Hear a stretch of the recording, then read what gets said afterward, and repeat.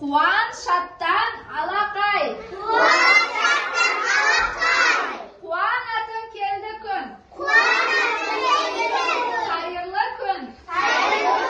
Күліп шықты күн бүгін. Балалар, бәріміз орнымызға жайғасып отырып алайықшы. Өткен сабақта біз сендермен Нұрғиса Тілендиев атамыз жайлы танысқан болатынбыз. Біз сендермен өткен сабақта Нұрғиса Тілендиев атамыз жайлы танысқан болатынбыз, я? Нұрғиса Тілендиев атамыз кім екен? Кім біледі? Компас.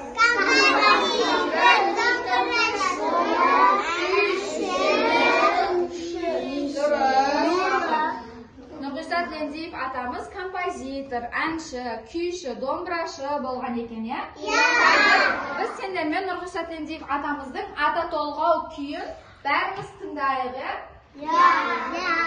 Ата толғау күйі оркестрда ойналған. Қазір осы оркестрді қалай ойнағанын, кімдер ойнайтынын бәріміз отырып тамашалаймыз.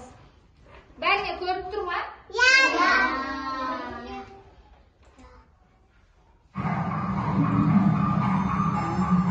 Міне балалар, бұл оркестр.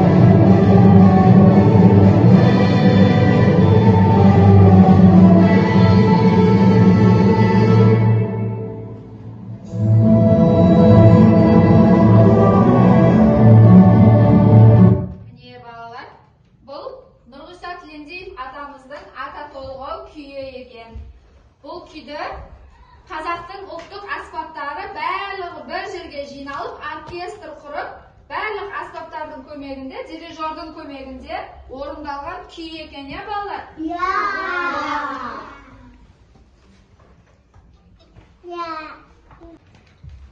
Балалар, бүгін біздің жаңа тақырыбымыз қазақтың ұлттық аспаптары екен. Қазақта ұлттық аспап өте көп екен, балалар. Солардың ішінде домбыра, қобыз, жетіген, сыбызғы, сылдырма, құяңдас, тағы басқа көп аспаптар бар екен. Солардың ішінде бүгін біз терең танысатынымыз домбыра, қобыз және жетіген аспабы екен, балалар. Мынау бізде домбыра аспабымыз. Домбыра аспап Өте көне заманнан келе жатқан аспабымыз екен. Әр қазақтың үйінен табылатын аспап екен. Бәріміздің үйімізде бар, көргенбіз домбыра. Тұтас ағаштан ойылып, тиегі екі шеттен тұратын аспап екен. Оның мойны және кеудесі болады екен. Екі ішегі болады екен, және құлағы болады екен. Осы екі шетті шерту арқылы дыбыс шығарады екенбіз. Бұл домбыра деп аталады екен. Келесі біздің аспабымыз балалар қобыз екен. Қобыз, бұл қобыз да көне аспаптың бірі болып саналады екен балалар. Қобызымыз ол да үш бөліктен тұрады екен. Басы, кеудесі және мойны. Аяқ жағынан тері қапталып, осы құйрық жағын аяғыңызға былай тіреп қойып, таяқшаның көмегінде шекті шертіп, дыбыс шығарады екенбіз балалар. Бұл қобыз аспабы екен, Келесі біздің аспабымыз жетіген екен балалар. Жетігенді көргесіңдер ма? Жетіген аспабымыз. Бұл да жеті шектен тұратын өте көне аспаптың бірі болып саналады екен. Бұл жерде жеті аттың қылынан жеті шек қойылады екен. Тиектердің орнына асықтар қойады. Асықтарды ары-бері жылжыту арқылы, қолымыздың, саусағымыздың көмегімен шерту арқылы дыбыс шығарады екенбіз балалар. Бұл жетіген аспабы есептеледі екен. Осы сабағымызда өткен үш аспап жайлы мен сендерге жұмбақ жасырғым келіп тұр. Жұмбақ жасырған сендер табасыңдар ма? Ұзын мойын екшек, қатар-қатар тепкішек. Басып қалсаң бір-бірлеп, үн шығады күмбірлеп. Жеті шектен жеті түрлі үн шығар, әуенінен жеті тұрау мұң шығар. Ойнап кетсең түрлі-түрлі жыр шығар. Бұл қай аспап екен? Жетіге. Бір нәрсе қараңғыда қаймалайды, аунаса көмейінде мал жайлайды. Құйрығын қара жерге тіреп алып, келеді баяғының әнін салып. Ол қай аспап екен?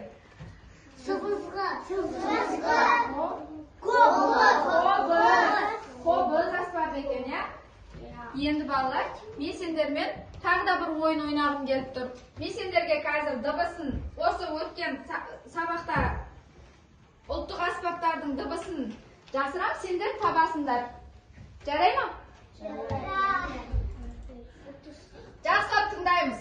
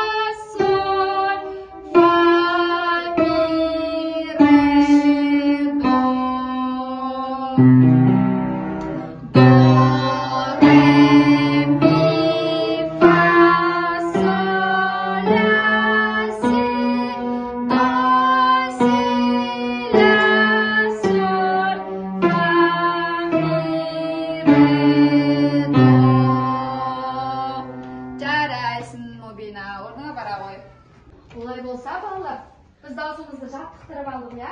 Өткен сабақта сендермен жаттаған әніміз домбыра әнін айтайық, ya бәріміз? Көтеріңкі көңіл күйде бәріміз билеп тұрып, домбыра әнін айтамыз.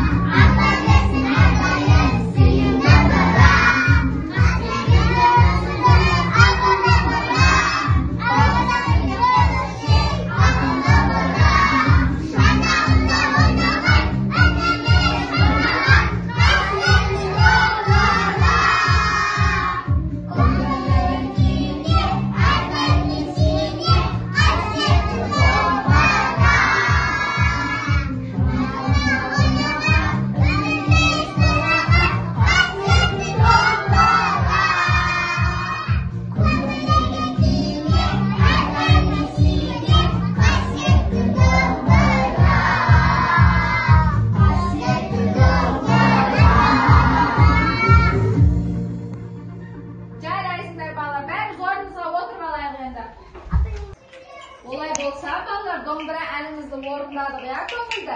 Өзімізді жаттап ойнап жүрген күйімізді оркестр арқылы бәріміз көңілді, көтеріңкі көңіл күйде орындайды. Сен дайынсыңдар ма?